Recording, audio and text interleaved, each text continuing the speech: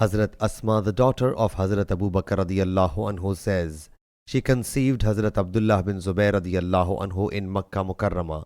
She says, when I emigrated, my gestation had gone to full term.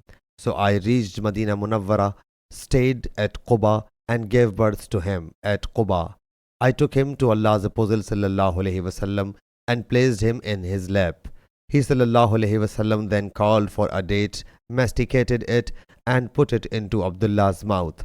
So the first thing entered his stomach was the spittle of Allah's Apostle sallallahu alaihi wasallam. He sallallahu alaihi wasallam then rubbed his palate with the chewed date, supplicated for him and congratulated on him or invoked a blessing on him. It was the first baby born in abode of Islam. So the Muslim expressed extreme jubilation on his birth, for it was widely rumored that the Jews had bewitched, so no Muslim would produce any child. Sahih Bukhari Hadith number 5469.